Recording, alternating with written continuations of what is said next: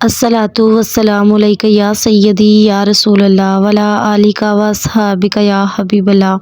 لاکھوں کروڑوں درود جناب مصطفیٰ حضرت محمد صلی اللہ علیہ وآلہ وسلم پر اور ان کی آل پر۔ السلام علیکم محترم ویورز، امید کرتی ہوں آپ سب خیریت سے ہوں گے۔ رب کریم سے دعا ہے آپ سب کو آسانیاں عطا کرے اور آسانیاں تقسیم کرنے کی توفیق عطا فرمائے، آمین۔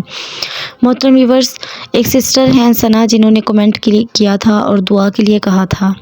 آپ سب بھی پلیز اس بہن کے لیے ضرور دعا کیجیے گا، کیونکہ وہ کس پریشانی میں ہوں گی کہ انہوں نے دعا کے لیے کہا، اور پھر اللہ تعالیٰ نے ہم پہ کتنا کرم کیا کہ ہمارے عیبوں پہ پردہ ڈال کے کسی نے ہمیں دعا کے لیے کہا ہے۔ تو ہم سب کو ان کے لیے دعا کرنی چاہیے کہ اللہ تعالیٰ ان کی جو پریشانی ہے ان کو دور کرے، اور اللہ تعالیٰ کا ہی کرم ہے، یہ ہمارا کچھ بھی اس میں نہیں ہے، اللہ تعالیٰ کا ہی کرم ہے کہ جب ہم سے کوئی دعا کے لیے کہتا ہے نا، تو یہ بڑا اللہ تعالیٰ کا احسان ہے، کیونکہ ہم جتنے گناہ گار ہیں کسی کو نظر نہیں آ رہا۔ تو ہمارے اگر کوئی گناہ نظر آ جائیں کسی کو، تو کوئی کہے گا ہمیں دعا کے لیے؟ اس نے کہا نا، یہ تو خود بڑا گناہ گار ہے، تو اس نے کیا دعا کرنی ہے؟ بس اللہ تعالیٰ کا یہ کرم ہے کہ اللہ تعالیٰ نے ہمارے گناہوں کو چھپا کے رکھا ہوا ہے، تو اس لیے کوئی ہمیں دعا کے لیے کہتا ہے۔ تو آپ پلیز اس بہن کے لیے ضرور دعا کیجیے گا۔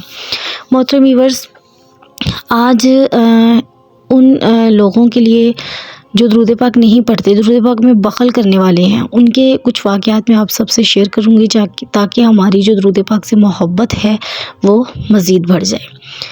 ابو اعلیٰ اطہار رحمۃ اللہ علیہ فرماتے ہیں کہ میرے لیے ابو طاہر نے کچھ اجزاء لکھے، تو میں نے ان اجزاء میں دیکھا جہاں کہیں نبی اکرم صلی اللہ علیہ وآلہ وسلم کا نام نامی اسم گرامی لکھا، ساتھ لکھا صلی اللہ علیہ وسلم تسلیماً کثیراً کثیرا۔ تو میں نے ابو طاہر سے پوچھا، یہ آپ نے کس لیے لکھا ہے؟ تو فرمایا، میں ابتدا میں جہاں کہیں حضور اکرم صلی اللہ علیہ وآلہ وسلم کا نام پاک لکھتا تو ساتھ درود پاک نہ لکھتا۔ ایک دن میں انہیں خواب میں سید الکونین صلی اللہ علیہ وآلہ وسلم کی زیارت و برکت سے مشرف ہوا اور میں نے سلام عرض کیا۔ سید دو عالم صلی اللہ علیہ وآلہ وسلم نے چہرہ انور دوسری طرف پھیر لیا۔ میں نے دوسری طرف ہو کر سلام عرض کیا تو میرے آقا نے دوسری طرف چہرہ انور پھیر لیا۔ پھر میں نے سامنے سے حاضر ہو کر عرض کیا، اے میرے آقا صلی اللہ علیہ وآلہ وسلم، آپ میری طرف سے چہرہ انور کیوں پھیر لیتے ہیں؟ فرمایا، اس لیے کہ تو کتاب میں میرا ذکر لکھتا ہے تو مجھ پر درود پاک نہیں لکھتا۔ شیخ ابو طاہر فرماتے ہیں کہ میں نے اس دن سے جب بھی شاہ کونین صلی اللہ علیہ وآلہ وسلم کا نام میں نامی لکھتا ہوں تو ساتھ یہ لکھتا ہوں، صلی اللہ علیہ وسلم تسلیماً کثیراً کثیرا۔ ایک شخص باوجود نیک اور پرہیزگار پابند نماز روزہ ہونے کے درود پاک پڑھنے میں کوتاہی اور سستی کیا کرتا تھا۔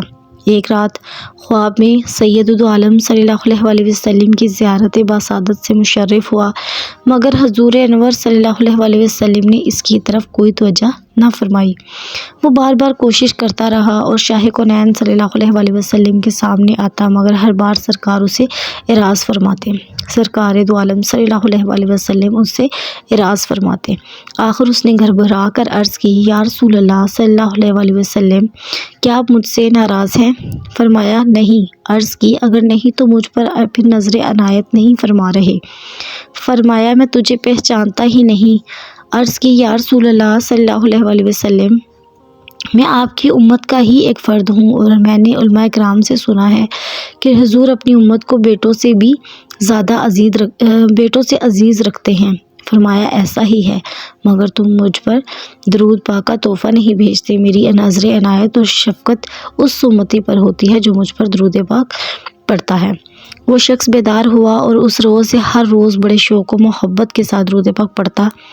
ایک دن پھر وہ خواب میں زیارت مصطفیٰ صلی اللہ علیہ وآلہ وسلم سے مشرف ہوا اور دیکھا سرکار دو عالم صلی اللہ علیہ وآلہ وسلم بڑے خوش ہیں اور فرماتے ہیں، اب میں تمہیں خوب پہچانتا ہوں اور قیامت کے دن بھی تمہاری شفاعت کا ضامن ہوں گا، لیکن درود پاک نہ چھوڑنا۔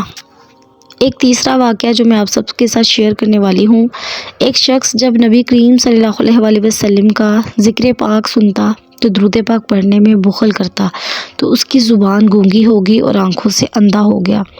پھر وہ حمام کی نالی میں گر گیا اور پیاسا مر گیا، نعوذ باللہ۔ محترم ویورز، ان تین واقعات سے ہمیں بہت ہی زیادہ حد تک کلیئر ہو چکا ہے کہ درود پاک پڑھنا ہمارے لیے کس قدر ضروری ہے۔ اگر ہم درود پاک لکھتے ہیں تو اگر نبی پاک صلی اللہ علیہ وسلم کا نام لکھتے ہیں تو کس قدر ضروری ہے اس کو لکھنا، ساتھ درود پاک کو۔ پہلے جب موسٹلی میری بھی یہی عادت تھی کہ جب ہم چھوٹے ہوتے اسلامیت کا سبق وغیرہ لکھتے تھے، وہ چھوٹی سی سواد جو ہے نا وہ لکھ دیتے ہوتے تھے۔ تو میں نے ایک جو ہے نا وہ حضرت واصف علی واصف رحمۃ اللہ علیہ کی بھی بک دیکھی، انہوں نے نا ذکر حبیب صلی اللہ علیہ وسلم، ان کی بڑی خوبصورت بڑی شاندار بک ہے۔ اس میں نے دیکھا کہ وہاں پہ جب نبی پاک صلی اللہ علیہ وسلم کا نام گرامی آتا ہے نا، نام پاک آتا ہے، تو وہ ہر جگہ پہ انہوں نے پورا درود لکھا ہے۔ جو مطلب انہوں نے اپنی نثر کا پارٹ ہے نا، اس میں انہوں نے جتنی دفعہ بھی ایک پیج پہ آیا نا نبی پاک صلی اللہ علیہ وسلم کا، اور انہوں نے پورا درود لکھا ہے اس پہ صلی اللہ علیہ وآلہ وسلم۔